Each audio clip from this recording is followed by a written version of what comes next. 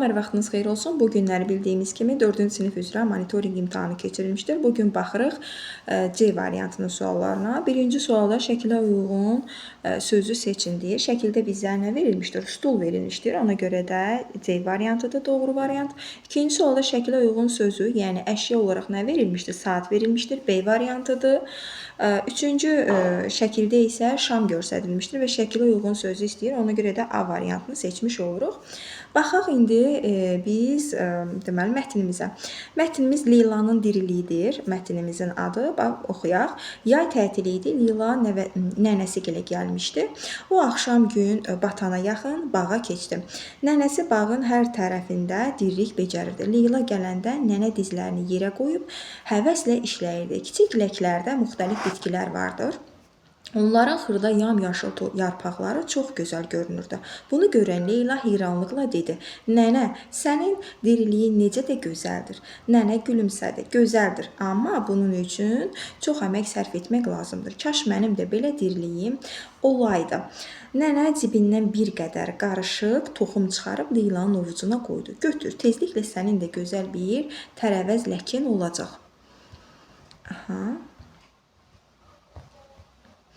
Bəli, toxumlar o qədər balaca idi ki, Leyla onları müxtəlif tərəvəzlərə, müxtəlif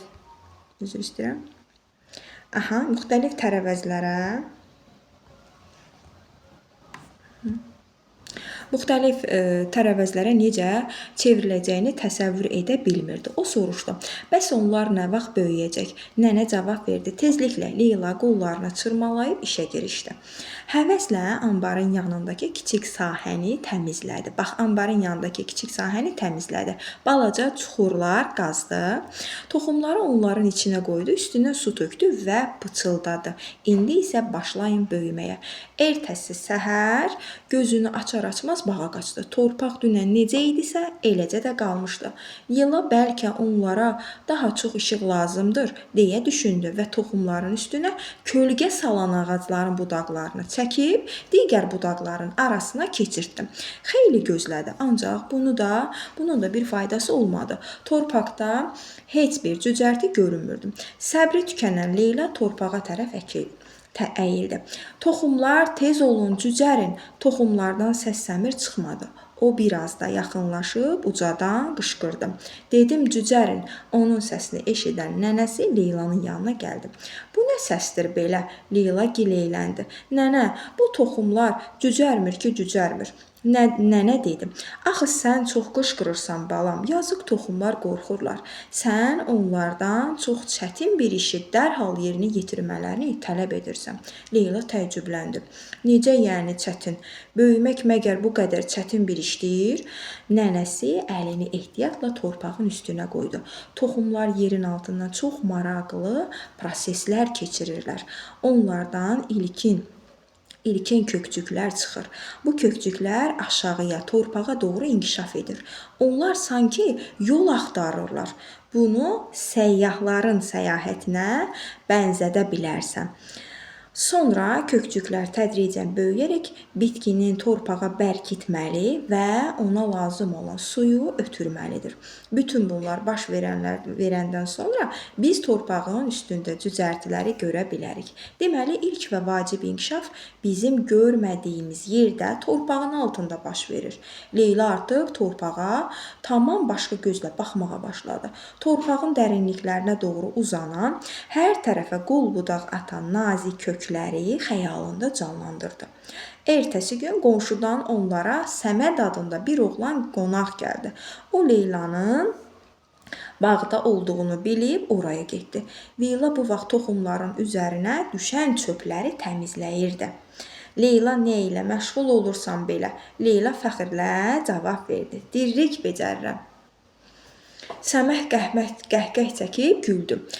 "Bu ki, sadəcə torpaq yığınıdır. Ortada nə bitki var, nə də cücərti. Leyla biraz kədərləndi. Sonra nənəsinin dediklərini xatırladı və dedi: "Biz bunu görmürük, ancaq köklər torpağın altında öz işini görür. Biraz keçmişdi ki, güclü yağış başladı. Damcılar torpağı döyəcləyirdi." Leyla yaman narahat oldu. Toxumların zədələnəcəyini düşündü. Qaçıb bir neçə köhnə taxta parçası tapdı. Toxumların üstünə qoydu ki, örtdü ki, onları yağışdan qorusun. Axşam yağış kəsdikdən sonra Leyla şam yandırıb toxumların yanına gəldi. Şamın işığı torpağın üzərində parıldayırdı. O torpağa sarı əyilib pıçıldadı: "Sizə nağıl oxuyacağam ki, darıxmayacaqsınız." Ertəsi gün o yenə gəldi. Bu dəfə toxumlara şeir söylədi. Daha sonra torpaq üçün sakitcə mahnı zümzümə etdi. Torpaq isə hələ də susurdu. Ancaq Leylanın daxilində əsəbdən əsər əlamət qalmamışdı. O sakitcə oturub yarpaqların xışıltısına qulaq asırdı. Qəlbinə qəribə bir rahatlıq çökmüşdü. Bağda vaxt keçirməkdən zövq aldığını anlamağa başlamışdı. Beləcə bir neçə gün keçdi. Bir gün yenə toxumların yanına gəlib onların cücərməsini gözləyərkən yuxuya getdi. Leyla oyan, nənəsinin səsi onu yuxudan oyatdı. Bax bura, Leyla gözlərini açdı. Torpaqdan balaca cücərtilər boylanırdı. Leylanın sevincindən nə edəcəyini bilmirdi. Deməli, toxumlar artıq kök salıblar. Bəli qızım, artıq köklərini torpağa sancıblar. İndi isə günəşə tərəf boylanacaqlar, boy atacaqlar. Görürsən, onların işi nə qədər çətindir? Bəli, Leyla dedi. Böyümək doğrudan da çətinmiş. Baxırıq növbəti 4-cü sualımıza. 4-cü sualda bizdə mətnlə bağlı təbii ki soruşur. Leylanın toxumları harada əkmişdi? Bəli, Leyla toxumları əkmişdi evin yanında. Daha doğrusu anbarın yanında əkmişdi. Bəli, anbarın yanında əkmişdi. Bu da C variantına uyğun gəlir. 5-ci sualımıza baxırıq. 5-ci sualda deyir, Leyla toxumları əkdiyi günün səhəri nə gördü? Təbii ki, dünən əkdik toxumlar bugün heç cür reaksiya verə bilməzdi. Yəni, o yanlış ola bilməzdi. Hələ o, yerin altında müəyyən proseslər gedirdi. Ona görə də A variantı heç nəyin dəyişmədiyini görmüşdü. Yağış yağdığını bu doğru deyil, səmanın mavi olduğunu bu doğru deyil, torpağın yumşaldığını bu da doğru deyil. Sadəcə toxumların heç bir əsər əlamət yox idi. A variantı doğru variantımızdır. 6-cı suala baxırıq. Leylanın dilindən verilmiş hansı cümlədə onun məyus olduğu hiss olunurdu. Deməli, burada indi isə başlayın böyüməyə. Toxumlar tez olun cücərin. Bax, məyus olduğu cümlə elə B variantında cümlədir. Toxumlar tez olun cücərin. O kədərlənmişdi, məyus olmuşdu ki, o fikirləşirdi ki, bugün atdısa, səhərdən o artıq böyük bitkilərə sahib olacaq. Amma heç də elə deyildi. Deməli, toxumlar tez olun cücərin, yəni o sevinsin, amma əslində bu cümləni işlətmək o məyus olduğunu göstərmişdi. Keçdik növbəti 7-ci sualımıza. 7-ci sualımıza Leyla ağacın budaqlarını niyə kənara çəkdi? Baxın, çuxurların görünsün deyə, toxumlara işıq düşsün deyə. Bəli, elə B variantıdır bizim variantımız. O, toxumlara deməli, ağlına gəldi ki, toxumlara işıq düşmür, ona görə də o böyümür. Elə ona görə də onun ətrafına düşən deməli, ağacların budaqlarını kənardakı budaqlara birləşdirir və onun üstünü açıq qoyur. Elə doğru variantımız da B variantı uyğun gəlir. 8-ci suala baxırıq. Yazıq toxumlar qorxurlar ifadəsi ilə nənə əslində nə demək istəyirdi? A variantına qışqırmaq onların böyüməyinə kömək etmir. B variantı onlar səsdən zədələnə bilərlər. C variantı onlarla mehriban danışanda tez böyüyərlər. Onlar səs-küydə böyüyə bilmirlər. Yazıq toxumlar qorxurlar deməklə nənə bildirmək istəyirdi ki, onlarla mehriban danışanda tez böyüyərlər. Doğru variant C variantına uyğun gəlmiş olur. 9-cu suala baxırıq. Nənənin sözlərindən sonra Leyla torpağa münasibəti necə dəyişdi? A variantında torpağa qulluq edərkən səbirlə gözlədi. B variantında toxumların daha tez cücərməyini istədi. C variantında torpağın təmizləməyə ehtiyac olduğunu düşündü. D variantı toxumların asanlıqla böyüyəcəyinə əmin oldu. Bəli, nənə nəvəsinə bildirdi ki, Leylaya bildirdi ki, torpağa qulluq edərkən səbirlə, dözümlə qulluq etmək lazımdır ki, onun nəticəsi, zəhmətin nəticəsi daha yaxşı olsun. Elə doğru variant A variantı uyğun gəldi. 10-cu suala baxırıq. Səməd Leylanın sözlərinə niyə güldü? Nəyə görə güldü Səməd? Qonşu gəlmişdi o Səməd. A variantla Leyla bitkilərdən aralanmırdı. B variant torpaq yağışdan islanmışdı. C variant Leylanın dirlik dediyi yer ancaq torpaq idi. D variantı Leyla torpağın üstündə taxta ilə örtmüşdü. Doğru variant C variantıdır. Çünki Leyla dirlik dediyi yer ancaq torpaq idi. Yəni ki, o ona da bildirdi ki, sənin dirlik dediyin məhz quru torpaqdır. Yəni hələ cücərməmişdi onun toxumları. Ona görə də gördü ki, sadəcə boş sahə idi. Ona görə də ona təbəssümlə gülmüşdü. 11-ci suala baxırıq. Güclü yağış Leyladan toxumlarla bağlı hansı düşüncəni formalaşdırdı?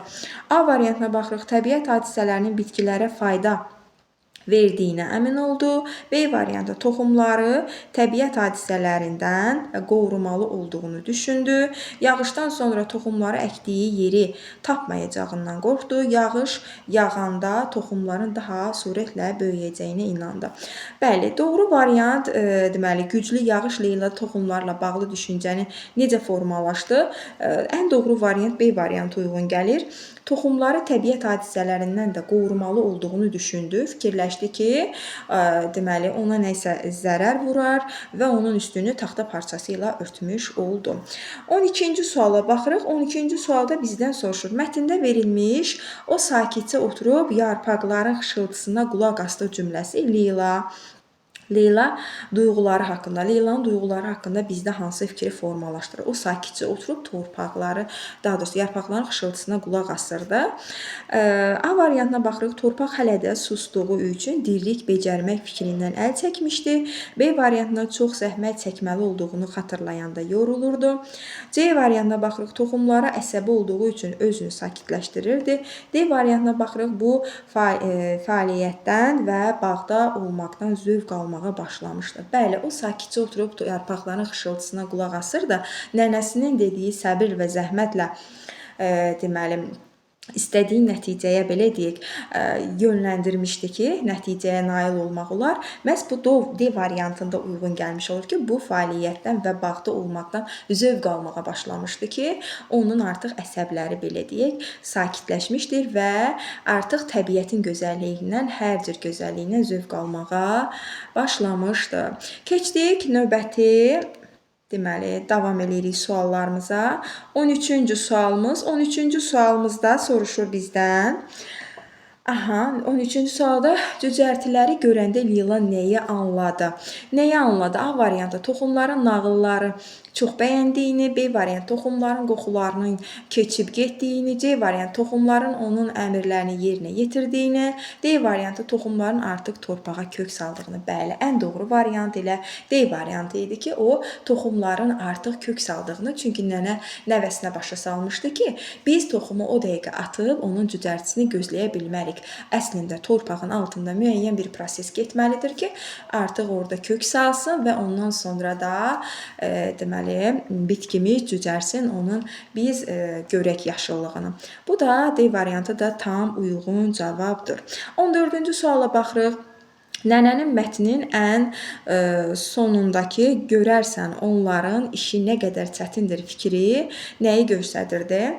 Görürsən onların işi nə qədər çətindir? A variantına baxırıq. Toxumların cücərənə qədər keçirdiyi inkişaf prosesi, Leylanın toxumlara qulluq edib yorulduğunu, torpaqda işləməyin çox çətin olduğunu, ağac budaqlarının böyümə prosesini. Ən doğru variant onların işi nə qədər çətindir? Elə A variantı uyğun gəlir. Toxumların cücərənə qədər keçirdiyi torpaq altında inkişaf prosesini sübutu idi ki, bu cümlə məhz birdən-birə torpağın altında birbaşa cücərti görə bilmərik. Altında proseslər gedir və biz bir neçə iradəli səbirlə qulluq edərək göyərmiş bitkimizi görə bilərik. 15-ci suala baxırıq. Hekayədə müəllif hansı əsas ideyanı çatdırmaq istəyir? Bəli, başqasının tənqidi işi ilə sürətlə bitirməyə kömək etmək, inkişaf üçün səbr və zəhmət lazımdır. Gözəl dirlik salmaq asandır və tez başa gəlir. Toxumlar nağıl, şeir və mahnı ilə cücərir. Ən doğru variant bizim müəllifin ideyası çatdırmaq istədiyi fikir ilə B variantıdır ki, hansı ki inkişaf üçün səbir və zəhmət lazımdır. Bəli, elə bizim bu imtahan nəticələrimizdə əgər ilin əvvəlki illərdən biz sistemli, bacarıqlı çalışmışıqsa, güman eləyirəm ki, əminəm ki, bugünkü şagirdlərin uğurlu nəticələri o zəhmətin nəticəsidir ki, bugün onlar artıq deməli uğurlu nəticələr əldə etmiş oldular. Bura qədər çox sağ olun, minnətdaram.